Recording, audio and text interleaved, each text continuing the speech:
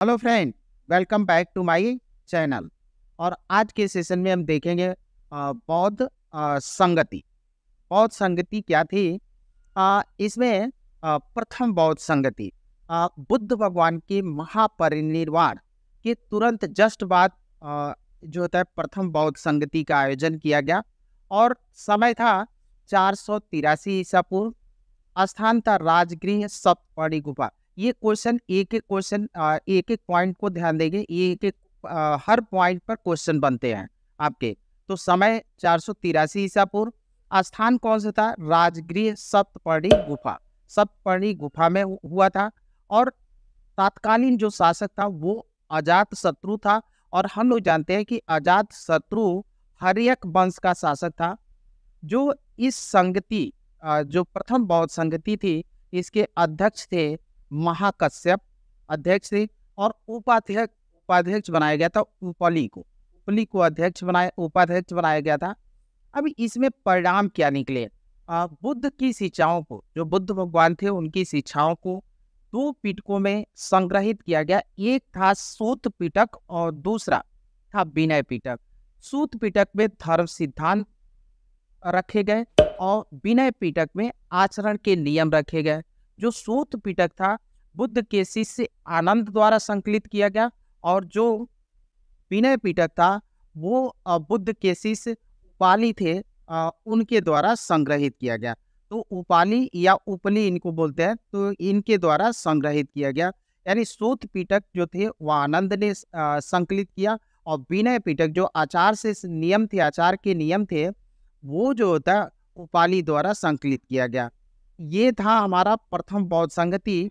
अब द्वितीय बौद्ध संगति क्यों आयोजित की गई? एक्चुअल में भगवान बुद्ध के महापरिनिर्वाण के 100 वर्ष पर्यंत संघ में किसी भी प्रकार का विवाद नहीं था। परंतु बुद्ध के महापरिनिर्वाण के 100 वर्षों के बाद बज्जी के जो भिक्षु थे, विनय के नियमों का उल्लंघन करना प्रारंभ कर दिया था। वे स्वार्थंत होकर उपासकों को धर्म के विरुद्ध आचरण करने के लिए प्रेरित करते थे। वे 10 विनय विरुद्ध बातों का आचरण करने लगे। इन विनय विरुद्ध बातों का निराकरण करने के लिए काकंड पुत्र यश, ये बात याद रखेंगे, किसने जो होता है द्वितीय बौद्ध संगति को बुलाया था? तो वो थे काकंड पुत्र यश नामक अस्थवीर।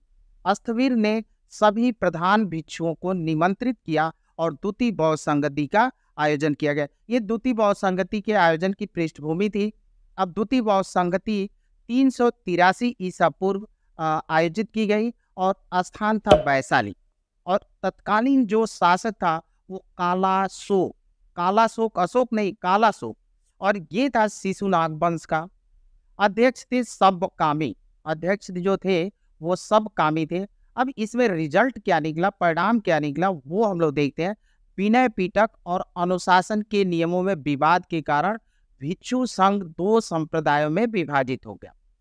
एक को बोला गया अस्थवीर हीरवादी, और ये महाकच्चायन के नेतृत्व वाले इस संप्रदाय ने परिवर्तन के परंपरागत विनय के नियम में आस्था रखी।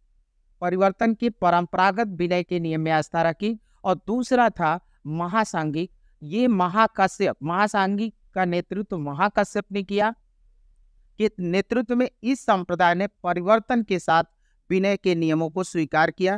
कालांतर में ये दोनों संप्रदाय 18 उप संप्रदायों में विभाजित हो गया। और तृतीय बौद्ध संगति, अब आते हैं हम लोग तृतीय बौद्ध संगति। समय था 250 ईसा पूर्व। जगह थी पाटलिपुत्र जो आधुनिक पटना है, उसी को पाटलिपुत्र कहते हैं। तत्कालीन शासक था अशोक, और अशोक के बारे में हम लोग जानते हैं कि वो मौर्य वंश का था। अध्यक्ष थे मोगलीपुत्र 30। अध्यक्ष इसके थे मोगलीपुत्र 30।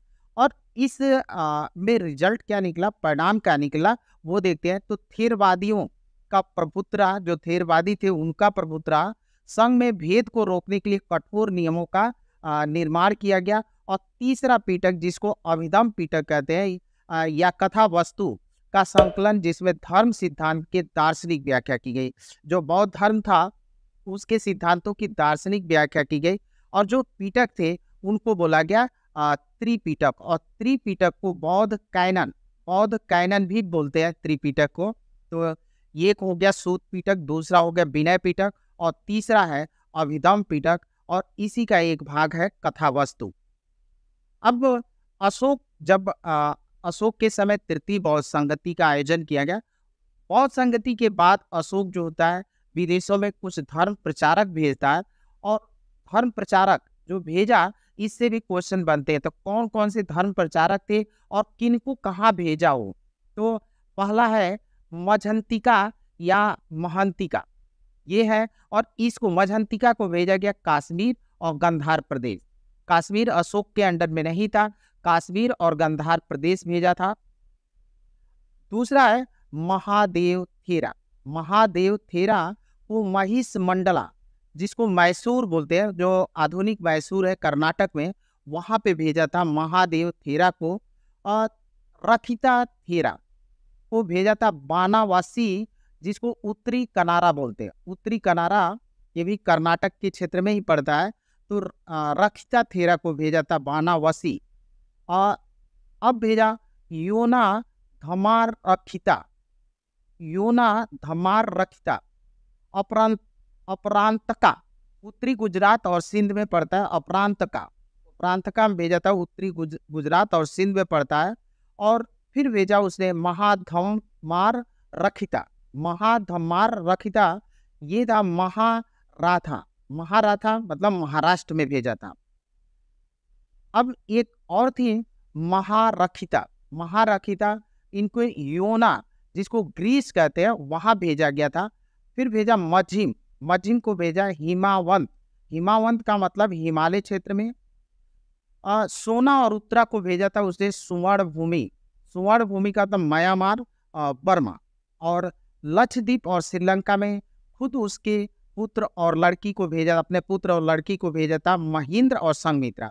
महेंद्र को काफी सफलता, जो श्रीलंका में जो बौद्ध दल गया उसको काफी सफलता मिली। वहां का शासक तीस जो होता है बौद्ध धर्म भी अपना लिया। और अशोक की तरह से ही उसने देवनाम पी उपाधि ग्रहण किया था। देवनाम पी उपाधि भी ग्रहण किया था। अब आते हैं हम लोग चतुर्थ बौद्ध संगति। चतुर्थ बौद्ध संगति का समय है 72 ईस्वी में। स्थान है कुंडलवन काश्मीर। कुंडलवन काश्मीर में हुआ था। और जो शासक था कनिष्क था और कुषाण वंश का शासक था। कनिष्क जो था कुषाण वंश का शासक था। अध्यक्ष थे वसुमित्र और उपाध्यक्ष थे अशोक। अध्यक्ष इसके थे वसुमित्र, उपाध्यक्ष थे अशोक। अब इसमें रिजल्ट क्या निकला वो, यहाँ पे महासांघिकों का प्रभुत्व। बौद्ध ग्रंथों के कठिन अंशों पर संस्कृत भाषा में विचार विमर्श के बाद विभाष शास्त्र नामक टीका का संकलन किया गया। बौद्ध धर्म 2 अस्पष्ट और स्वतंत्र संप्रदायों में विभाजित हुआ। एक को कहा गया हीनयान और दूसरे को कहा गया महायान। तो आई होप बौद्ध संगति आप लोगों के लिए उपयोगी साबित होगा। थैंक यू, धन्यवाद।